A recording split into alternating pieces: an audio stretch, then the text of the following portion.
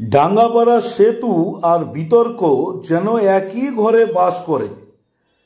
চুপিসারে পরিদর্শন, পর্যবেক্ষণ আর নিরীক্ষণ চলছে কয়েক দশক ধরেই। আদতে ডাঙ্গাপাড়া সেতু নিয়ে বিরাট নিরাশাই জোটে বাসিন্দাদের কপালে। আদৌ কি কোনোদিন ডাঙ্গাপাড়া পাকা সেতু তৈরি হবে, সে নিয়ে অনিশ্চয়তা কিন্তু থেকেই যাচ্ছে। রাজনৈতিক নেতামন্ত্রী আমলাদের উপস্থিতিতে ইতিপূর্বে ডাঙ্গাপাড়া সেতুর বেশ কয়েকবার পরিদর্শন হয়ে গিয়েছে। মঙ্গলবার ফের পরিদর্শনে আসেন বেশ কিছু আধিকারিকরা।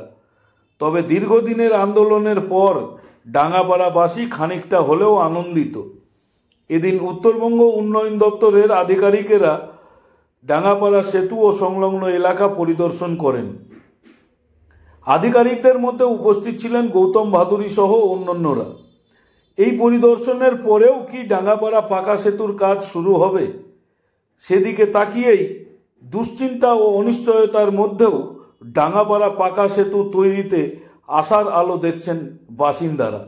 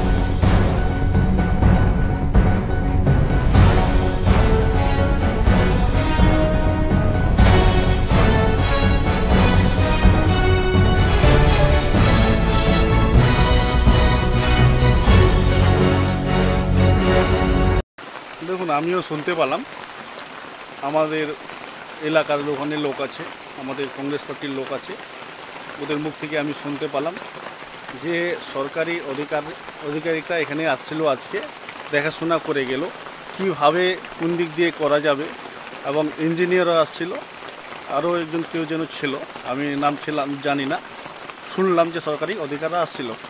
আপনারা জানেন যে ডাঙ্গাপাড়ার এই ব্রিজটা বহু বছর ধরে এভাবে পড়ে রয়েছে, কিন্তু যারা রাজ্য সরকারের ক্ষমতায় আছে ওনারা কোনোদিন এখানকার এই ব্রিজের ব্যাপারে কোনোদিন কথা তুলল না। আমরা আজকে যতদিন পর্যন্ত লড়াই করছি বা লড়াই করছে, সেটা কংগ্রেস লড়াই করছে এই ব্রিজের জন্য। আপনারা হয়তো দেখেছেন, এই কেবল 2-3 দিন আগে আমি একটা ইন্টারভিউর মাধ্যমে আবার এইখানকার এই ব্রিজের কথা আমি ওই ইন্টারভিউর মধ্যে আমি তুলে ধরি। তো এটা আমরা মানুষের পাশে সব সময় আসি, মানুষের পাশে সব সময় থাকি, যে মানুষের আমরা উন্নয়ন চাই, উন্নয়ন হোক। যদি এই ব্রিজটি যদি হয় তাহলে সবারই সুবিধা হবে। আমি চাই আমার ইসলামপুরের যিনি বিধায়ক রয়েছেন এবং আমাদের ইসলামপুরে এসডিও ম্যাডাম রয়েছেন, আমাদের বিডিও ম্যাডাম রয়েছে, আমি ওনাদের কাছে অনুরোধ করছি যে আপনারা এটা তাড়াতাড়ি এই ব্রিজটির কাজ চালু করেন। দেখুন, এই জিনিসটি যে ব্রিজ আজকে আমরা দেখতে পাচ্ছি যে সফলের মুখে, যদি সফল হয় তাহলে শুধু এই ডাঙ্গাপাড়াবাসীর নয়, পুরা এই এলাকার বাসী সফল হবে। আজকে আমরা দেখতে পেলাম অনেক দিনের পরে আবার কিছু লোকজন, সরকারি আধিকারিক ইনভেস্টিগেশন আসছিলেন, দেখাশোনা করে গিয়েছেন, ইঞ্জিনিয়ার আসছিলেন, ইঞ্জিনিয়ার ফটো কপি করে নিয়ে গেল কোন দিক দিয়ে কী করা যাবে না করা যাবে। তাহলে ওটা করুক, যাই হোক, কিছুদিনের মধ্যে আমরা হয়তো দেখতে পারবো এই যে ডাঙ্গাপাড়া ব্রিজ সফলের কাজ। আপনার নাম? আমার নাম হারুন রশিদ, আমি ইসলামপুর ব্লক কংগ্রেসের সভাপতি। বলছি দাদা, আজকে কি এখানে ব্রিজ ইন্সপেকশনের জন্য কেউ এসেছিল? হ্যাঁ, উত্তরবঙ্গ উন্নয়ন দপ্তর থেকে আধিকারিক, সরকারি আধিকারিকরা এসেছিলেন। আচ্ছা, পুরো বিষয়টা একটু বলুন। বিষয়টা ওনারা কিছুক্ষণ আগে 1.5-2 ঘন্টা আগে এসেছিলেন। মানে উন্নয়ন দপ্তর ইঞ্জিনিয়ার সাহেব ছিলেন, যিনি সোয়েল টেস্ট করে নিয়ে গেছিলেন কিছুদিন আগে। ওই সোয়েল টেস্টে ইঞ্জিনিয়ার সাহেব ছিলেন এবং গৌতম ভাদুরী সাহেব, যিনি ব্রিজের ডিজাইনার করে, উনিও এসেছিলেন। এসে ওনারা ফটো মটো যা যা করতে হয় সব কিছু নিয়ে গেল, কীভাবে ব্রিজটা হবে সেই ডিজাইনটা ওনারা করে নিয়ে গেল। মানে টোটাল কতজন এসেছিল এখানে? ওনারা এসেছিল ড্রাইভারকে নিয়ে 5-6 জন আসছিল এরকম। কিন্তু এই ব্রিজের জন্য আমরা গত স্বাধীনের পর থেকে লড়ছি, আমরা এই ব্রিজের জন্য সংগ্রাম করছি। এই সংগ্রামের প্রতিফল আমরা দেখতে পাচ্ছি এখন আগামীতে, যে হয়তো আমাদের মধ্যে সন্তুষ্ট হচ্ছে যে ব্রিজটা হবে এবারকার। কেন এই সোয়েল টেস্টিং হলো, সোয়েল টেস্টিংয়ের পরে এখনই জানি আবার কারেন্টলি এত তাড়াতাড়ি চলে আসলো রেজাল্ট। আমরা ভাবতে পারিনি যে এত তাড়াতাড়ি রেজাল্টটা হবে। তো যাই হোক, আমাদের এটা একটা লড়াই করা সংগ্রামী ব্রিজ, আমাদের স্বপ্ন পূরণ হতে চলেছে। আমরা এতে সরকারের তরফ থেকে খুশিতে আছি। যায় সয়েল টেস্ট কতদিন আগে হয়েছে? মোটামুটি 1 মাসের এদিকেই হবে, বেশি হবে না। 1 মাস, মোটামুটি 1 মাস হবে সোয়েল টেস্টিং করে নিয়ে গেছিলাম। এবং তারপরে আজকে হ্যাঁ হ্যাঁ হ্যাঁ আসলে মানে এখানে কি কি করলো, মানে ওনারা এসে সেটা একটু যদি বিস্তারিত বলেন। ওনারা কোনখান দিয়ে ব্রিজটা কোন জায়গাতে হবে ওখানে গিয়ে ফটো করলো, ম্যাপিং করলো, তারপর এসে এঙ্গেলে ফটো নিল। মানে ওরা ডিজাইনার করবে, তো কীভাবে কোন দিক দিয়ে করতে হয় সে যত লাগে সমস্ত ওরা ফটো খিচে নিয়ে গেল মোবাইল থেকে। আমাদের ভিডিও করলো, ভিডিও ক্লিক করে ওরা নিয়ে গেল। আধিকারিকদের মধ্যে কারা কারা এসেছিল বললেন?